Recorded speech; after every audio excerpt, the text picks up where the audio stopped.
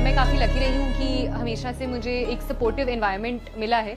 चाहे वो पेरेंट्स शुरू से बहुत सपोर्टिव रहे हैं, both my mother and father, and कभी प्रेशर नहीं था कि ये करना है वो करना है। Friends again I have been very lucky, शुरू से ही स्कूल से कॉलेज और अभी जो रिसेंट प्रिपरेशन में भी मिले, they were always a source of emotional support मेरे लिए। तो ये सपोर्ट सिस्टम मेरा हमेशा स्ट्रॉन्ग रहा है, जिस तरह से शायद मैं यहाँ तक पहुँच। बहुत ही ज़्यादा एंग्जाइटी थी, तो लगातार हाथ में फ़ोन था कि हर एक मैसेज जो आ रहा था ऐसा लग रहा था रिजल्ट आ गया आज सुबह से स्पेसिफिकली। तो जब पहली बार PDF आया और वो ऐसा लगता है कि ऊपर से देखें कि नीचे से देखें, तो उसकी थैंकफुली नौबत नहीं पड़ी, वो ऊपर ही दिख गया नाम। तो पर बिल्कुल विश्वास नहीं होता, तो 2-3 बार रोल नंबर चेक किया कि रोल नंबर भी सेम है, वो भी सेम है। फिर मम्मी को बताया था तो वो बहुत खुश हुई, फिर नानी को बताया, वो बहुत खुश हुई। तो उन सबको देखकर बहुत अच्छा लगा। मतलब ग्रेड्स मेरे हमेशा अच्छे आते थे, तो ऐसे मतलब पढ़ने में ठीक ही थी मैं शुरू से ही। पढ़ाई मेरी दिल्ली में ही हुई है, तो सरदार पटेल विद्यालय, Cambridge school new friends colony 5th तक थी मैं, फिर सरदार पटेल विद्यालय में थी 12th तक। तो उसमें अच्छा ही था। ग्रेजुएशन मतलब 11th-12th में मैंने साइंसेज ही ली थी, सोशल साइंसेज, उसी में ज़्यादा इंटरेस्ट था।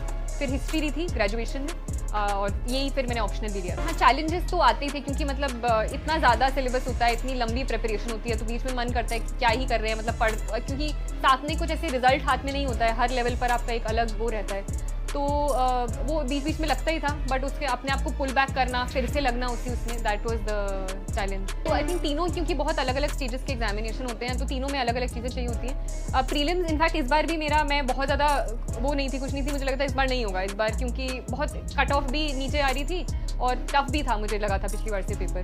तो प्रीलिम्स के लिए मैं पढ़ती तो वही बेसिक बुक्स थी, पर आजकल नेचर ऐसा हो रहा है एग्जाम का कि वहाँ पर जाकर लगता है कि पढ़ो ना पढ़ो सेम ही है। तो इस टाइप से पढ़ा तो मैंने नॉर्मल था। मेन मेरी स्ट्रैटेजी जो बहुत ज़्यादा आई थिंक काम आई, वो मेंस वाली थी स्पेसिफिकली, क्योंकि मेंस के लिए मैंने अपने खुद के नोट्स, ऑप्शनल जो सिलेबस होता है ना, सिलेबस के अकॉर्डिंग अपने नोट्स, और अपना जो करंट अफेयर्स भी होता था हर रोज़ का अखबार, वो भी मैं उन्हीं हेडिंग्स के अंदर नोट्स बनाती थी। तो अगर क्वेश्चन आते थे, और प्रीवियस ईयर क्वेश्चंस पर भी एनालिसिस करके, तो फिर बाद में अच्छे से वो मैं यूज़ कर पाई अपने फाइनल एग्जाम। नहीं, मेरा मन था आर्ट का। पापा चाहते थे कि साइंस ले लूँ, ऑप्शन बड़े रहेंगे, ज़्यादा रहेंगे, पर मेरा मन था आर्ट करने का। तो शुरू में पापा थे कि क्यों नहीं ले रही, बट फिर हाँ काम आ गया। प्रिपरेशन तो जेन्युइनली मैं बोल रही हूँ, कभी मैंने ऐसे काउंट नहीं किया कि इतने घंटे उतने घंटे।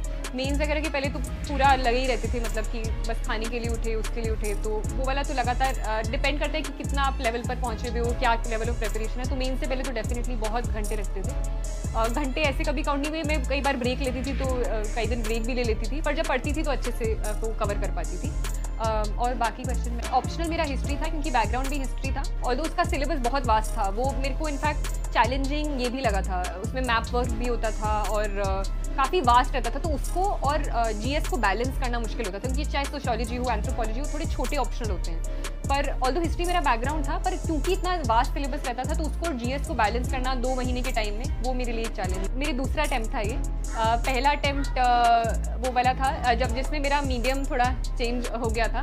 उसमें मैंने गलती से फॉर्म में वो हिंदी या जो कुछ भी टेक्निकल एरर, मुझे अभी तक समझ नहीं आया वो कैसे हुआ था, पर कई बार गए थे UPSC, वो फिर चेंज नहीं होता है, तो वो इशू था जिसकी वजह से मैंने ये दूसरा अटैम्प्ट दिया। इससे पहले मैं ग्रेजुएशन कर रही थी, उसके बाद मैं JNU गई थी अपनी मास्टर्स के लिए भी, तो यही कर रही थी मैं। शायद दुष्यंत कुमार की है कि कौन कहता है कि आसमान में सुराख नहीं हो सकता, एक पत्थर तो तबीयत से उछालो यारो, आई थिंक। तो वो पापा काफ़ी पेरेंट के कॉन्टेक्स्ट में एक जो सबसे ज़्यादा काम करता है, आई थिंक कंसिस्टेंसी और स्मार्ट वर्क। आई फील कि उन दोनों का थोड़ा एक बैलेंस, कि आप सिर्फ वो भी नहीं कर सकते कि आप सिर्फ हार्ड वर्क कर रहे हो, पर वो हार्ड वर्क भी बहुत ज़रूरी होता है। तो एक कंसिस्टेंट लेवल पर, ये नहीं कि एक दिन बहुत ज़्यादा पढ़ लिया फिर बिल्कुल छोड़ दिया, तो कंसिस्टेंसी आई थिंक बहुत है। हाँ, तो ये आई थिंक काफ़ी चैलेंजिंग कई बार रहता है, क्योंकि और मटीरियल भी